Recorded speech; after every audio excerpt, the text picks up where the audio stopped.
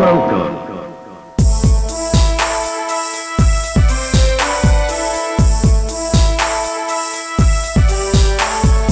I've not seen such bravery.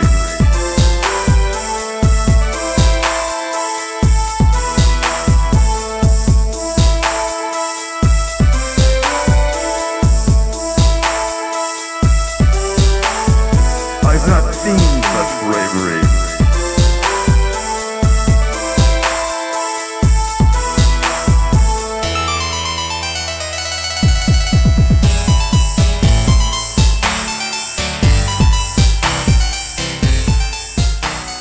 What's up, YouTube? It's your boy Thomas back again with another rendition of Truth Be Told. Now, I've got a lot on my plate, a lot of stuff to go over, several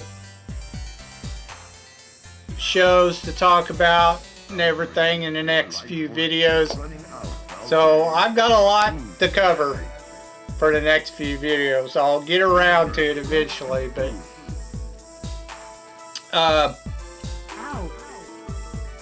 the only thing I saw this past coming week in the news or whatever that they're blowing up about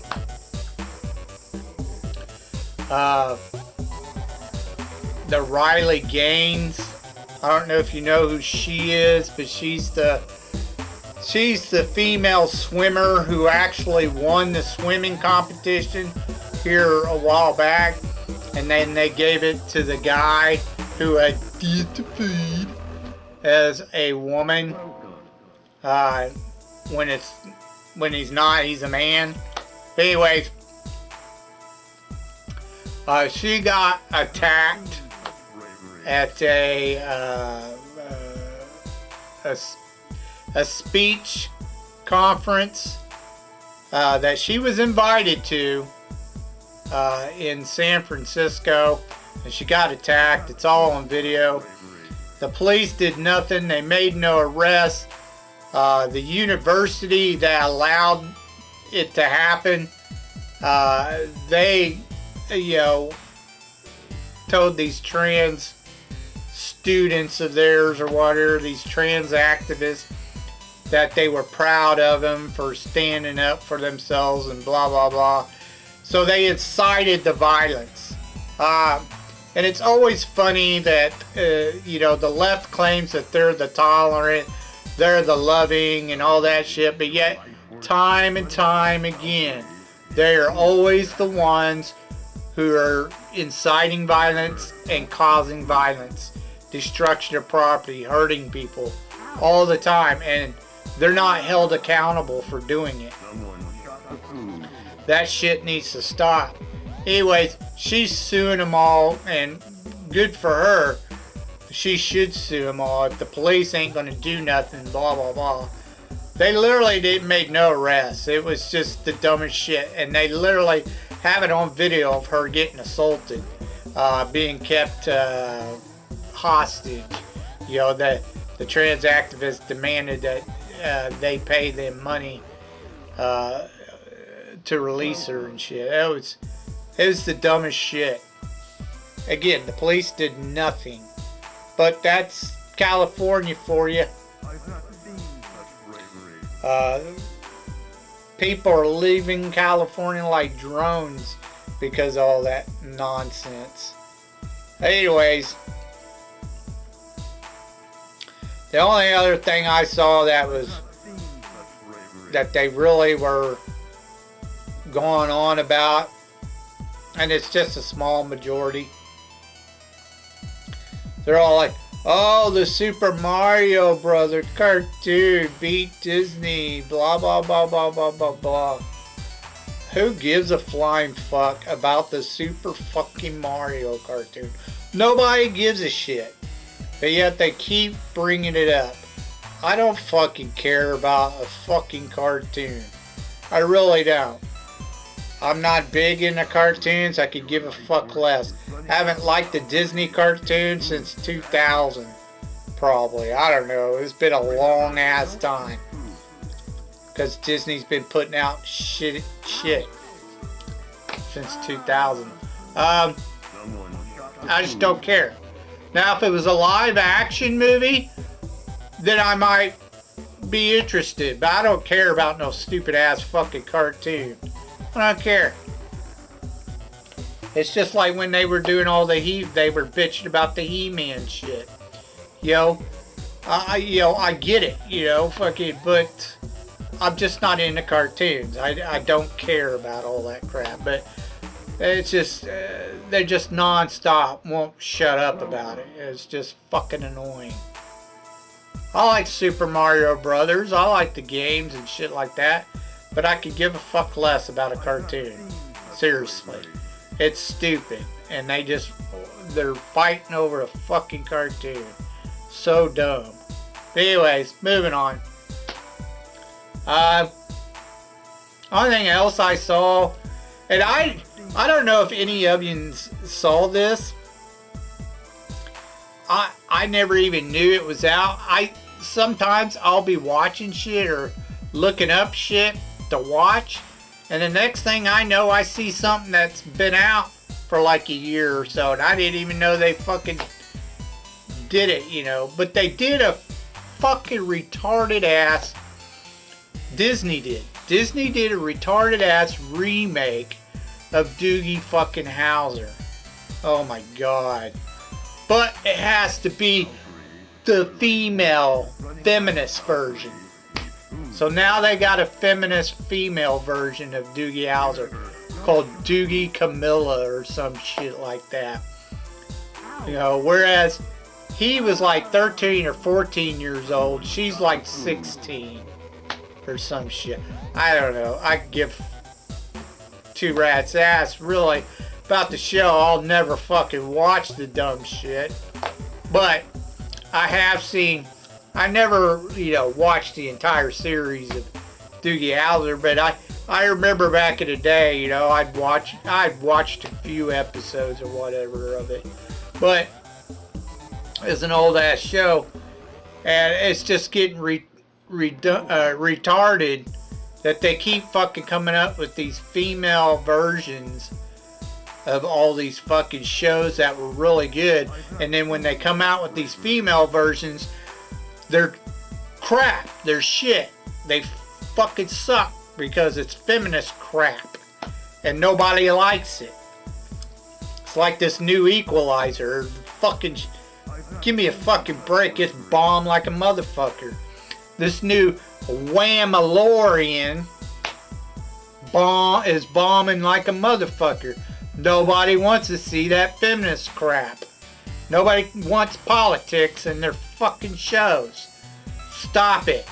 Start making better male lead shows. It's supposed to be the Mandalorian, not the Whammalorian. Anyways, Disney's pathetic. They suck. Feminists can go fuck themselves. They're fucking retarded. And it's always a female director too that they usually have doing the shows or whatever, and they can't, or writers or whatever, and they can't write or fucking do television shows. They suck. They just don't make good directors. It has to be a man. I'm sorry. That's just the way it works. Get over it. Anyways, moving on.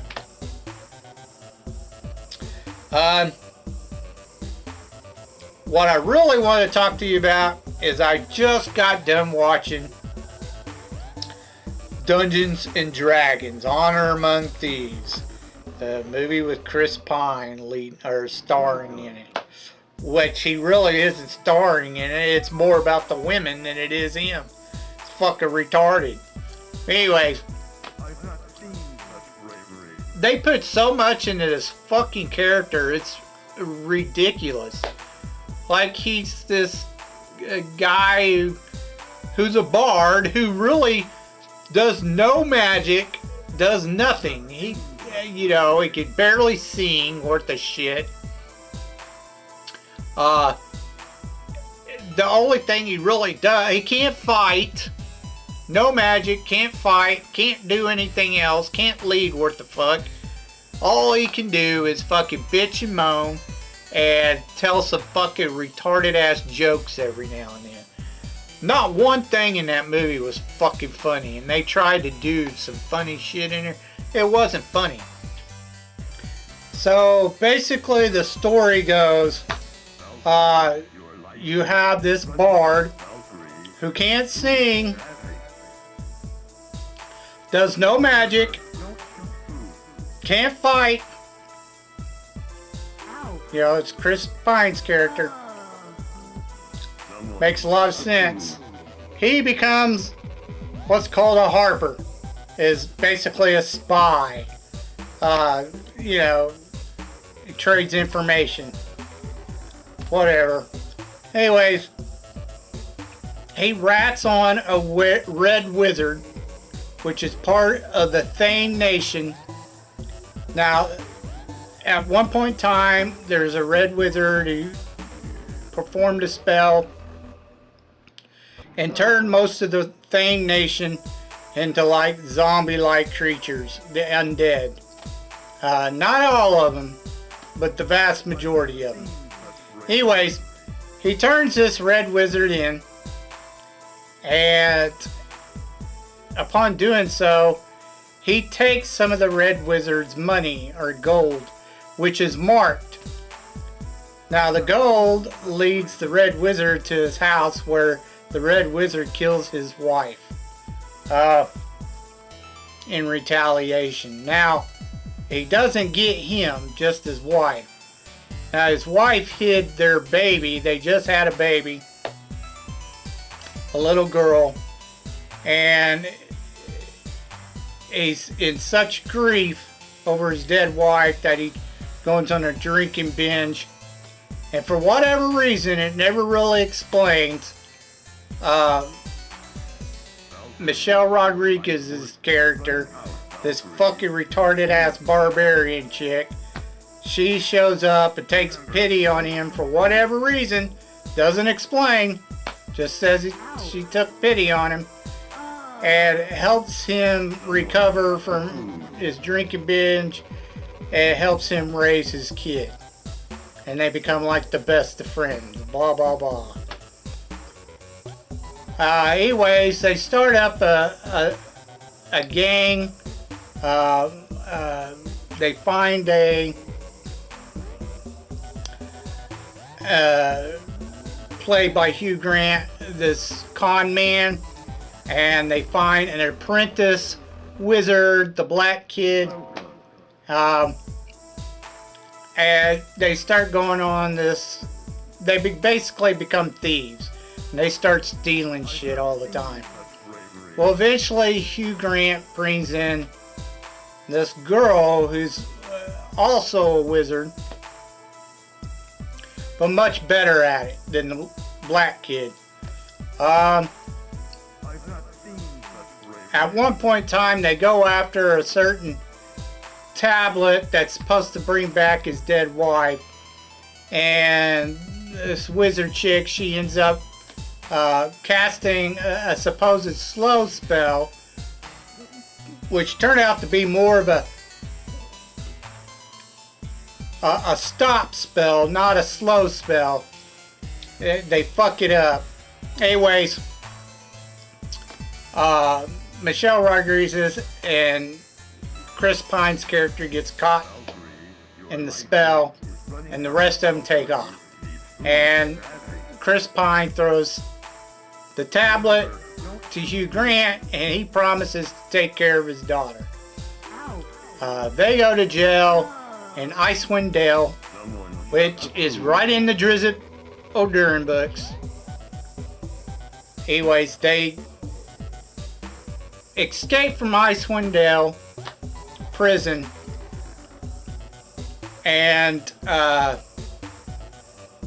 they come back to try to get the gang back together. They find the black kid, who's the apprentice, who knows minor spells. He can't really do shit. He's basically a thief. They get him because they want to reclaim the tablet. They go to see the con man And come to find out, they realize he betrayed him, he turned on him, and the wizard chick is actually a red wizard who wants to kill them. So they go and they get, they find this red-headed girl that this black guy knows, this black kid. He knows that she's a druid. So they go to find a druid and they find her, and she's changing into an owlbear, which isn't possible for a druid, but whatever. Anyways, they go and collect her, and they go to break into Hugh Grant's palace or whatever. He's in charge of a city now. Chris Pine's daughter doesn't believe him. She's believing Hugh Grant, but later on she figures out he's telling the truth. They have to fight in this arena or whatever, blah blah blah. The red wizard chick, she reveals herself and tries to kill them off. Along the way, they get some help from a Thane Paladine who didn't get, zombified. But anyways, they kill the red wizard chick because the black kid, he figures out how to do all this incredible magic after he puts on this stupid helmet to break into a vault, a magical vault. And then all of a sudden, he knows all this fucking crazy ass magic. So he fights the red wizard. She thinks she's got him in where she wants him. She's going to kill him. And then they have these weird ass fucking X-Men mutant stopping power bracelets. I mean, come on. Get the fuck out of here. That's straight from the X-Men cartoon. Anyways, they put on these magical bracelets that stop magic. You can't use magic or your abilities or powers if you have this bracelet put on you. So they use that to stop her and kill her. Well, the little redhead girl does. She beats the fuck out of her and then drops some fucking cement blocks on her and crushes her. Whatever. Anyways, all ends well that was well. They give all the gold that they found to fucking, because they find a bunch of gold and they give it all to the citizens of that city where the redhead girl's living. Her place is, it's all, they formed a treaty with the king of that city and everything's peaceful now, yada yada yada. She lives in some kind of emerald forest with these elves, which she's a Trigon, not an elf, so I don't know. It's just really weird. It's really dumb. Anyways, that's the story. That's the end of the movie. It's pretty pathetic and it's dumb. It's retarded. The characters are all lame. I could stand any of the characters. They all suck. I can't. You know how I feel about, if you've watched my videos, you know how I feel about little tiny booty feminist fucking Michelle Rodriguez. Plays the same fucking kick butt feminist in every fucking movie. She's only like 5'5". She's a little bitty thing. But yet she's always this badass chick, you know, to whip everybody's ass. Every movie, that's her character. Every time. And she's retarded. I can't stand her. She can't act worth the shit. A lot of these spells, I've been playing D&D for most of my life.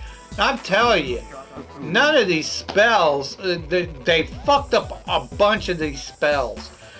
A druid cannot change into a fucking owlbear. It's not possible. But yet this little redhead girl. She's constantly changing into an owlbear. I'm like, get the fuck out of here. You know, stuff like that. They just do stupid shit. It's dumb.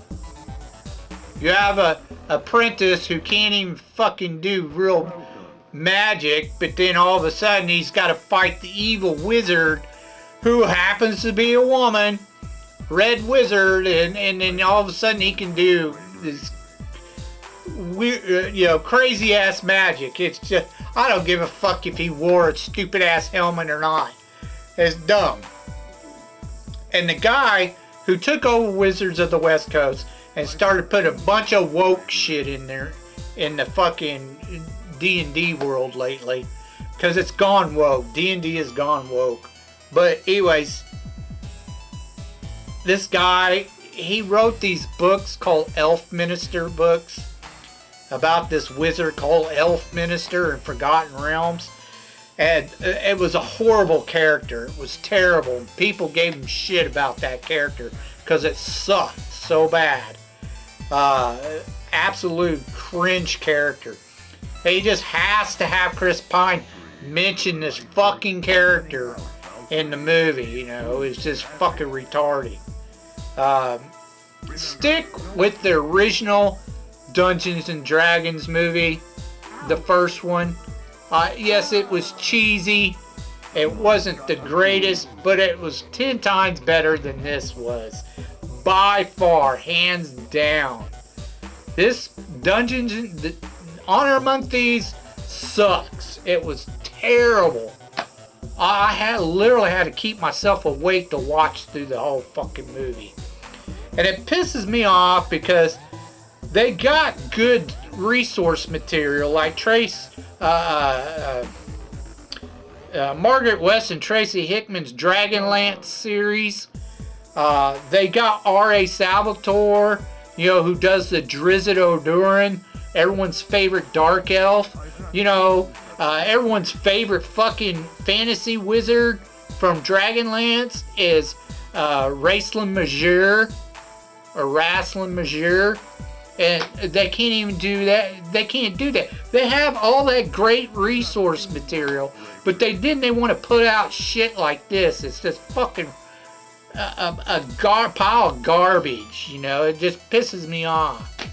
You know, none of these fuckers in Hollywood uses the resource material anymore. These woke ass fucking retarded writers, and most of them are feminists, just make shit up thinking they can do better than what all the fans love the shit to begin with. They can't. Stop doing remaking shit and fucking redoing everything. Stop it. If you can't tell your own story, stop fucking stealing from others and then redoing it all. Use the resource material, you fucking idiots. Anyways, that's my rant about Dungeons and Dragons. It was god awful. Don't even waste your time. Let's get on to your B movie reviews. Then I dash away from Popo. Yeah, sex around my graduate with my dodo. But I keep a 40, they don't know, no. This week is Sci-Fi Week.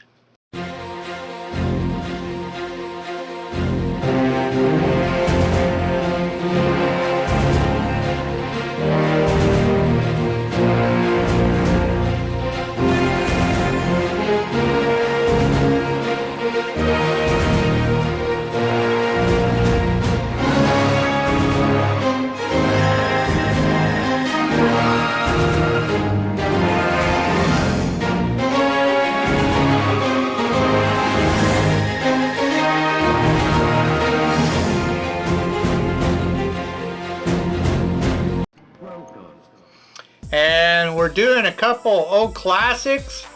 I try to stay away from the more popular movies.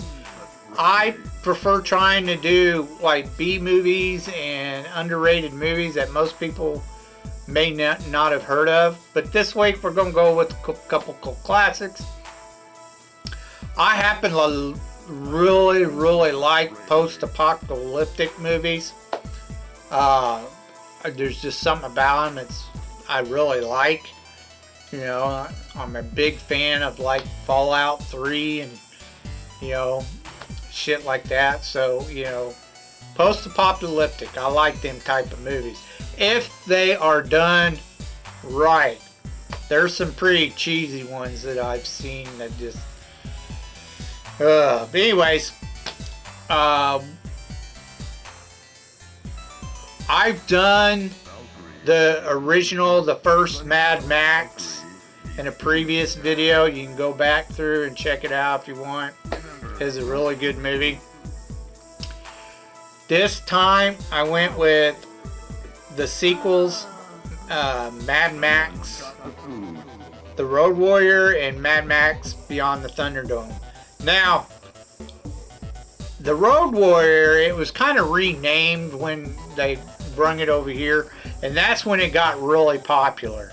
It did really well in Australia, but then when they brought it over here, they changed it to The Road Warrior because most people never heard of Mad Max, the first one, in America, but it did really well over here.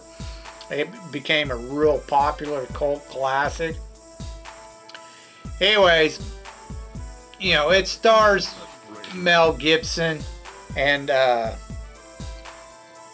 Michael Preston, who's an English actor, fairly popular in the UK back in the late 70s, early 80s.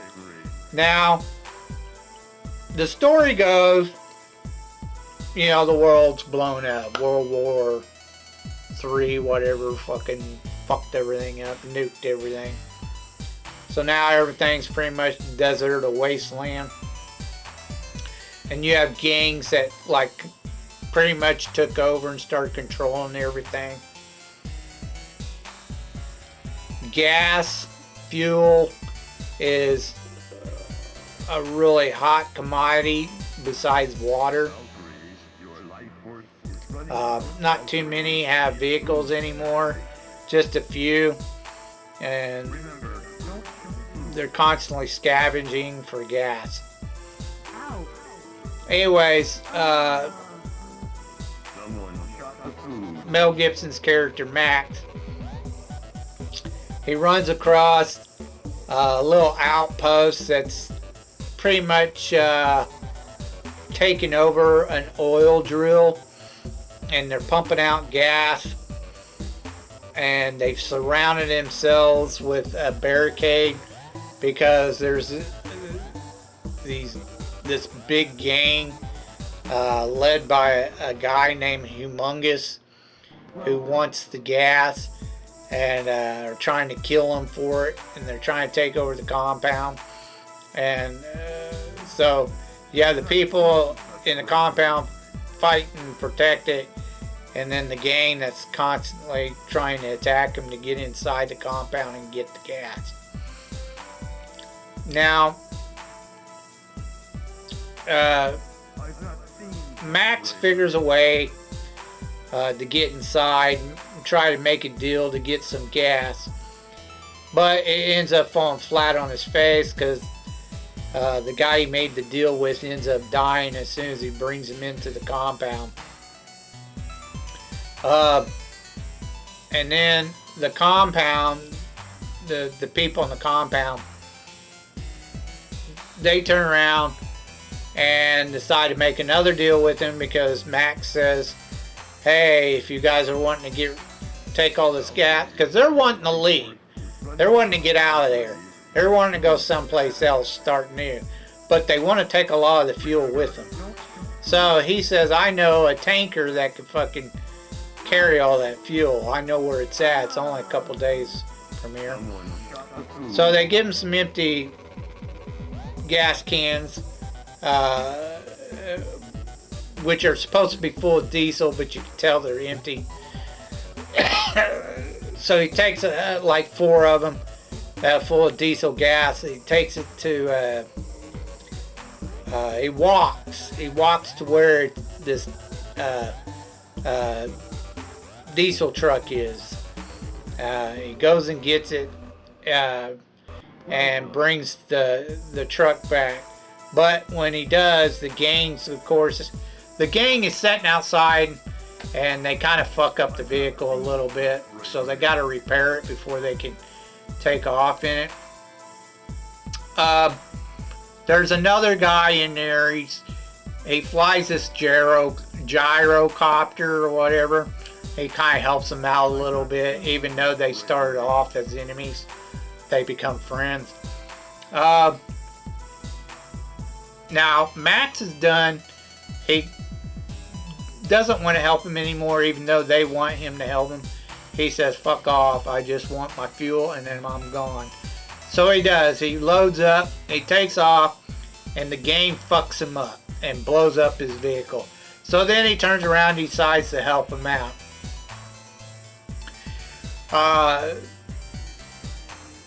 Later on, you find out that the tanker was, after a big chase scene, you find out the tanker was full of sand. So the tanker is full of sand. What they did was they put a bunch of sand in the tanker and tried to fool the raiders or the gang or whatever into following the tanker, which Max was driving. Now you also have this little kid who's riding around with him, called the Feral Kid. There was a rumor that this was a girl who played this part, but no, it's a dude. His name is Emil something. I can't remember the actor's name, but anyways, all the fuel was actually put in tankers and put in these like buses and other vehicles that the rest of the people that were living in the compound drove off after the gang went after the tanker. Half the gang ends up dying, and everybody who was helping Max on the tanker, they all died too. Anyways, he takes the kid back to the people with the gyrocopter dude, who becomes their new leader. And then at the beginning, at the end, the kid is telling you he eventually became the leader of the tribe, the Great North Tribe, and the Road Warrior, they never saw him again in the movie. Had a lot of action in it. It was really great. It set the foundation for a lot of post-apocalyptic movies at that time in the 80s. 2 thumbs up. Excellent movie. The acting was decent. One of the better sci-fi post-apocalyptic movies. Probably the foundation for almost all of them. You know, it just set the bar. It was just, this was the movie, you know, back then. It was just, and it always will be. It's the #1 cult classic. Okay, moving on to the second one, actually, this would be Mad Max 3 is Beyond the Thunderdome. Now this one also had Tina Turner in it as his rival. He has another vehicle. You see this at the very beginning. And what doesn't make a lot of sense in this third one is the guy who plays the gyrocopter dude in the second one. He's also in this, and he's flying a plane, and he has a son, and they never really explain. He's just playing a different character, but it's the same guy. You know, he's supposed to be the leader of the Northern Tribe. So how they bring him back into this, it's never explained. But he's playing a different character. It's not the same character. Just the same actor. Anyways, they steal his shit. This guy and his son, who's flying the plane. They steal Max's fucking vehicle, and everything on it. It looks like a wagon almost. They pretty much steal it with a bunch of camels. So Max falls where they took the vehicle and shit to, which is a little town called Border Town. Or Barter Town, not Border Town, sorry. Barter Town. Because they trade there, barter for things. While he's there, he tries to talk him into letting him have his stuff back. And he tries to trade his skills for it. And they say, well, we don't need anyone else. But he convinces them that there might be something that he can offer them. So come to find out, they need someone killed. Tina Turner needs someone killed. Well, it happens to be Master Blaster, which masters this little midget dude that rides on top of, or on his Blaster's back. Blaster's a big dude. He's the muscle. Master is the brains. And they run a factory underneath Barter Town that is, they use pig shit for methane, which is a gas. And it fuels everything in the town for the lights and all electricity and shit. They run things underneath the town and the factory. Well, there's a bunch of squabbling going on, and they tell him if he can take out Blaster, then Master will have to work for them, and they can get him to do what they want. They just want to get rid of Blaster. And then they have this thing called Thunderdome, where it's a fighting arena. You know, two men. They have this law that two men enter, one man leave. If somebody has a dispute between another person, they can always fight it out in the Battle Dome, or Thunderdome, which is to the death. So Mel picks a fight with Blaster, and then Blaster and him have to fight it out. Come to find out, Blaster is actually like an autistic kid, or you know, autistic guy. You know, he has the mind of like a 5-year-old, or blah blah blah. He doesn't kill him, but Tina and them, Turner or whatever, and her gang, they kill him, and they kind of they make him spin this wheel, which he spins gulag, which is basically they tie him on a horse and then send his ass off in the desert, blindfolded or whatever. They put this ridiculous dummy head on his over his head, and then send him off into the desert like that. Anyways,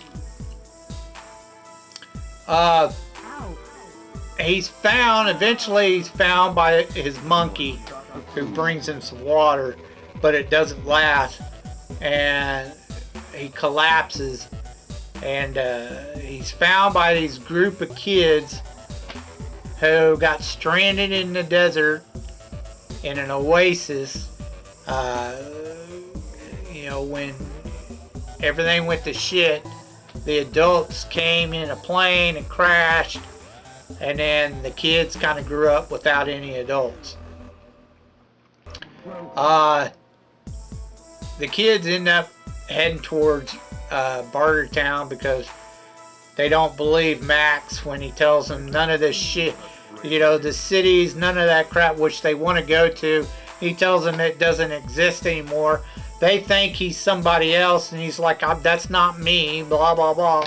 I'm not your captain, you know. They think he's the captain of the airplane. He's like, that's not me, blah blah blah.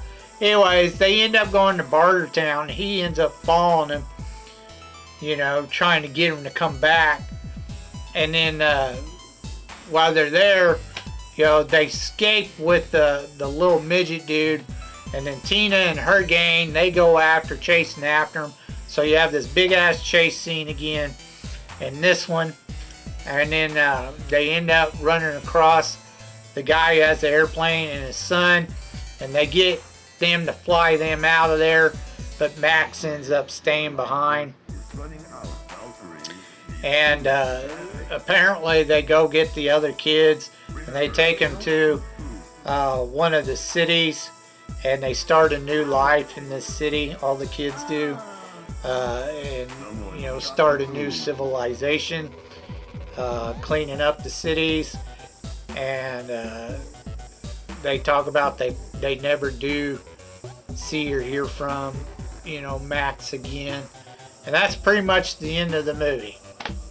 A lot of people didn't care too much for when they went. They kind of went family wise with this one instead of doing the dark gritty stuff. And they didn't care for the second half when he meets the kids and all that. I get what the story was going about, you know, trying to make it, to wrap it up, you know, they're bringing on a new age, you know, blah blah blah, the kids growing up, and yeah, making a new world. I get all that. So I understand why he did it. George Miller, who created Mad Max movies, I understand why he did it. I still love the movie. I think it's great. You know, some people didn't like that part of the movie, but I don't care. I liked it. I thought it still had plenty of action in it. It was still a good movie. Yeah, the chase scene was kind of but other than that, it was still a really good movie. 2 thumbs up. It still had some great acting in it. And it's better than most of your post-apocalyptic movies that are out there. There's very few post-apocalyptic movies that I actually like. But the Mad Max series pretty much set the bar for them. Definitely check them out if you've never seen them. You won't be disappointed. So that's all I got for you this week. I do, like I said, I've got a lot backed up, a lot of shows to go over, and a couple movies. Shazam, I'll be doing Shazam. I'll give you, you know, my 2 cents on Shazam next round, next video next week. So if you have any thoughts about what I talked about earlier in the video, please leave your thoughts down in the comment section down below. If you have any suggestions of underrated or, you know, B movies you think I never have heard of, please leave your suggestions down in the comment section down below. I'll get to reviewing them as soon as I can. So until next time, I told you you'd be told the truth, and you've just been told.